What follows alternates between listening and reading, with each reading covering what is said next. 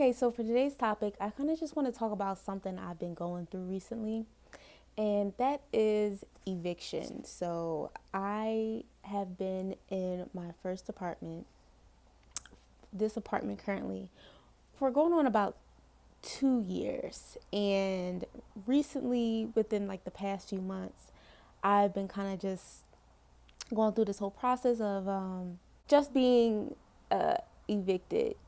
Thank God I've been able to kind of just get my things together, but it's just been a really humbling experience, and I just kind of wanted to talk about it.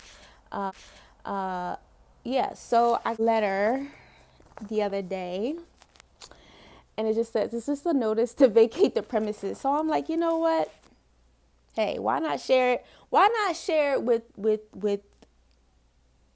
YouTube? Yeah, a lot of videos just been coming across my feed around people, losing their housing, the rent crisis, and everything like that. So it kind of got me intrigued, and I'm like, okay, well, you know what? Let me share my own story.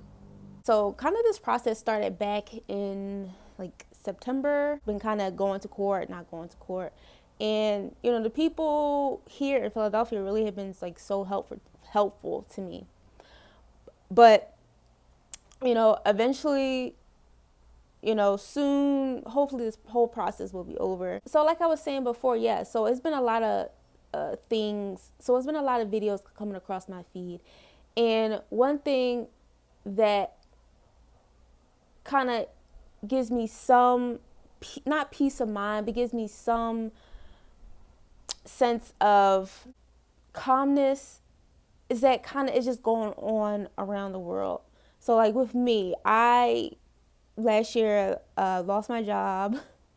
I lost my job, and then the court stuff kind of the court stuff just kind of started to come across my way.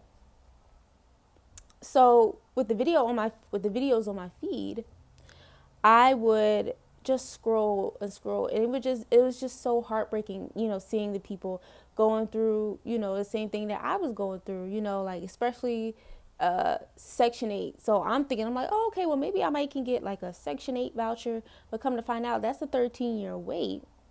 And also, I just seen that people who have the vouchers, they are removing who had those public assistant vouchers. So that was really unfortunate to see. The vouchers were really helping a lot of people, people who were been there for years, because those Section 8 vouchers, I think they get passed down from generation to generation. It was a sense of safety. It was a sense of, okay, well, I might not know what I'm going to do for the rent, but I know that at least I have my Section 8 voucher, or I have this.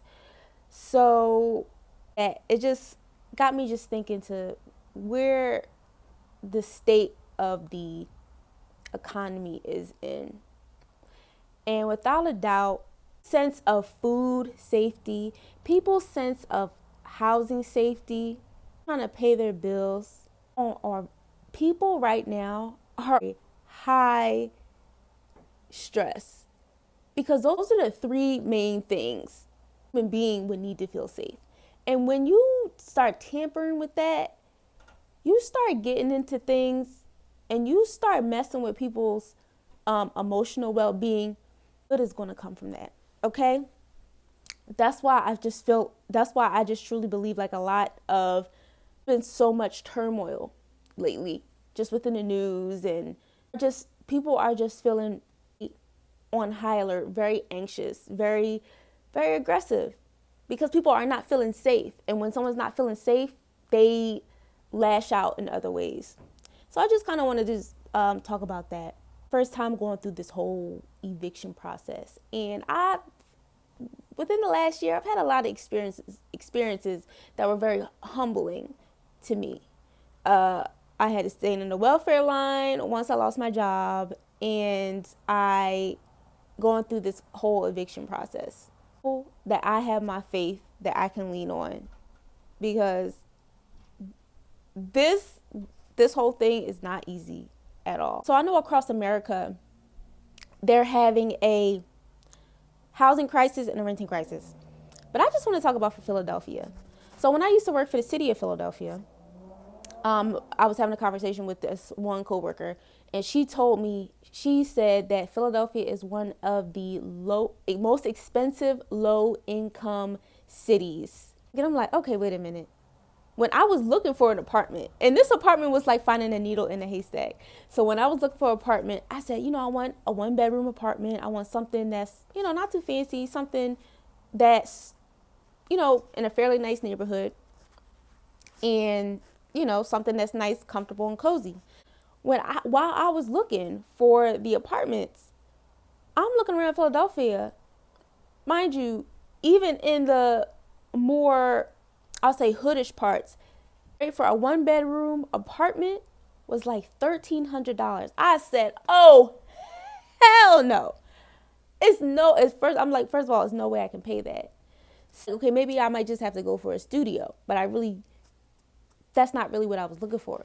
So when I found this place, it was only $10.89, and I was like, okay, let me make sure to snatch this up and get this. But since then, the rent has been raised. Enjoying your $4,000 a month studio. Got a place to sleep. It is 200 square feet. We're now going to raise your rent by $300. And then we're gonna $300. I wasn't finished.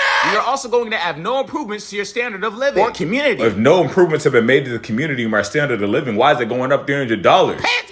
Along with inflation, the cost of everything is going up, so your rent has to increase as well. Cost of what? Wages aren't even increasing. You're already overcharging me. $4,000 a month for 200 square feet is a killer deal in California. We raised the price because there is now competition. Other people want to rent apartments too, so we raised the price. But there's like 50 vacant apartments here, 50 vacant studios too. So how is supply going up? Because the brokies move out, then we hope people with more money just all the other vacant apartments are now a tax write-off. So basically, I think you're getting to a point to where you're just going up and up to see what people are going to keep paying, and as long as they pay, you're going to keep increasing it. You act like we're artificially increasing the price that in no way keeps up with inflation. In reality, there's more demand than supply. No, because if supply was this bad, other surrounding complexes wouldn't be offering 1 to 2 months for free and having all these deals. You act like I know you. This place was a steal.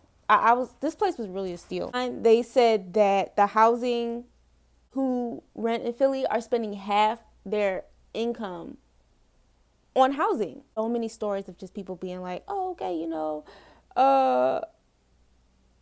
my rent is this, my rent is this. And I'm just like, damn. And I'd be like, what part of the city you live in? They'd be like, oh, I live in Furt, which is like a bad area of Philadelphia. So I'm like, if you like it, I love it. But that's really it. Get my thoughts on this whole eviction process. Taking it day by day. But my takeaways from this whole thing is that just be grateful. I'm just grateful that I've been able to live here for so long. I'm just grateful that, I got to live in a beautiful place. I got to live in a beautiful apartment. Like, the area where I live is such a beautiful scenery. Everything's within walking distance. The people have been so kind here. I mean, we had a few run-ins with the homeless, but it's whatever. I mean, the homeless issue in Philadelphia is just a whole another crisis. But my life, I'm trying to open up more here online because I feel like I could be. I'm just trying to open up more about different things. But that's really it for today's video. Thank you for watching. Bye.